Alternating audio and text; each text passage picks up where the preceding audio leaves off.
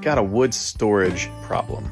I've got wood sitting over here on the floor, and then I've got these logs over here, and then some already cut wood over here. I do have a space for the cut wood. It's right here.